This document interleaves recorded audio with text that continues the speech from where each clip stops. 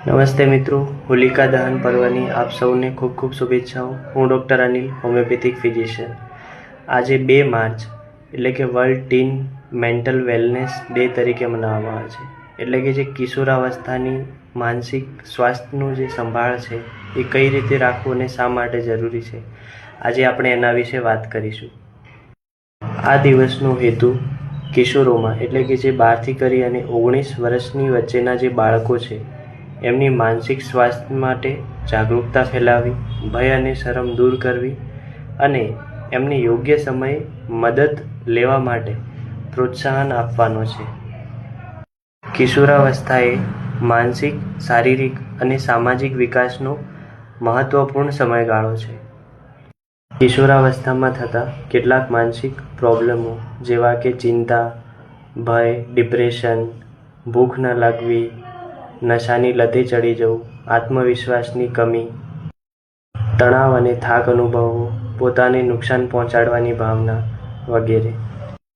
મિત્રો, આ કિશોરાવસ્થા એ એવી ઉંમર છે કે જે અત્યારે લીધેલા જે નિર્ણયો છે એ આગળ જઈને એ બાળકનું ભવિષ્ય નક્કી કરતા હોય છે કે એને જીવનમાં આગળ શું કરવું છે, કઈ ફિલ્ડમાં જવું છે, એ એને અત્યારથી નક્કી કરવું પડે છે.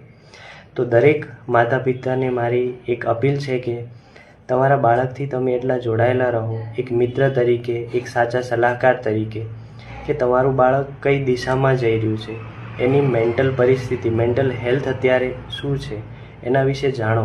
એના ઉપર કોઈ એવા દબાણ મત આપો કે તારું ભાઈ રિઝલ્ટ કેમ આટલું ઓછું આવ્યું છે, તારે આટલા ટકા કેમ આવ્યા, તારે તો વધારે આવવા જોઈએ. એને ફોર્સ મત કરો કે ભાઈ તું સાયન્સ લે, તું આર્ટ્સ લે, તું કોમર્સ લે. એને જે કરવું છે એ કરવા દો. બસ એક સાચા સલાહકાર તરીકે એની સાથે જોડાયેલા રહો તમે, અને કોઈ ખોટી દિશામાં ના ચડી જાય એની ખબર રાખો. એ આપોઆપ એના જીવનમાં સક્સેસ થશે. હોમિયોપેથીમાં તો એવું માનવામાં આવે છે કે આ અવસ્થા દરમિયાન કોઈ બાળકને કોઈ મેન્ટલ ટ્રોમા થયો હોય, કોઈ ચિંતા થઈ હોય તો એ આગળ જઈને કોઈ એવી બીમારીનું કારણ બને છે. ધારો કે કોઈને 2 બાળકો હોય તો એકને થોડું વધારે પડતું સારું રાખતા હો તો બીજાને થોડી એનાથી વિકાર આવે કે ભાઈ મને એટલું સારું નથી રાખતા, એને એક એકલવાયું ફીલ થાય, ફિલિંગ ઓફ લોનલીનેસ જે કહેવાય એ આવે, જેના લીધે એનું બિહેવિયર આખું ચેન્જ થઈ જાય. એ ગુસ્સાવાળું અને ચીડચીડું એકદમ થઈ જતું હોય છે.